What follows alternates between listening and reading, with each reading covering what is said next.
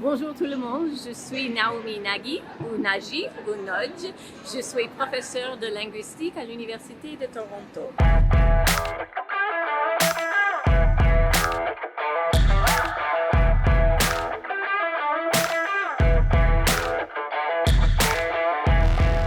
Mes recherches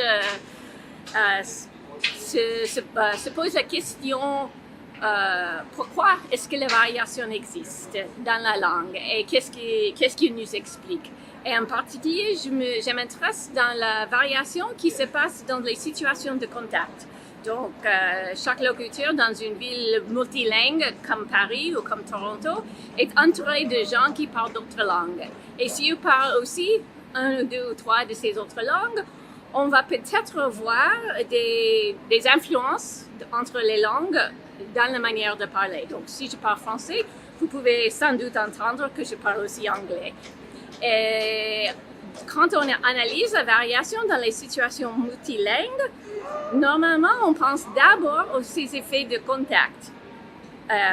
Par contre, si on fait une analyse de quelqu'un qui est monolingue, comme on a fait pour la plupart au début des études sociolinguistiques en Amérique du Nord, on ne pense pas directement aux effets de contact, mais plus aux effets de changement interne dans les langues. Donc pour moi, la grande question, c'est comment on peut séparer ces deux types ces deux sources de variation dans les langues du locuteur multilingue.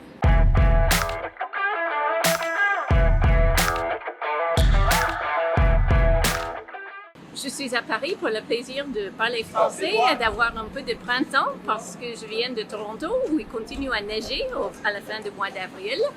Je donne des séminaires sur la variation linguistique, comment on peut l'étudier, comment on peut le comprendre et qu'est-ce qui signifie quand quelqu'un a de la variation dans la langue. Donc, par exemple, je me suis présentée avec le nom Nagy ou Nagy ou Nodge.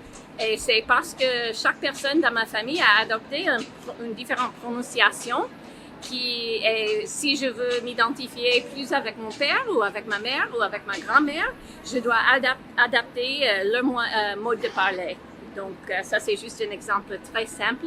La recherche que j'ai fait réellement, c'est avec les locuteurs de langue de patrimoine à Toronto, c'est-à-dire les gens qui ont comme langue maternelle une langue qui n'est pas langue officielle du Canada. Donc les locuteurs de cantonais, de l'ukrainien, du tagalog, de l'italien par exemple.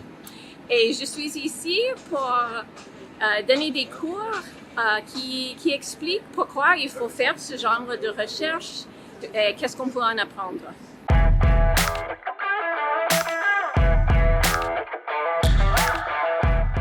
Bon, je suis très contente d'être à Paris. Je profite des concerts, des jardins où on peut vraiment apprécier l'arrivée du printemps après un hiver très long et les pâtisseries.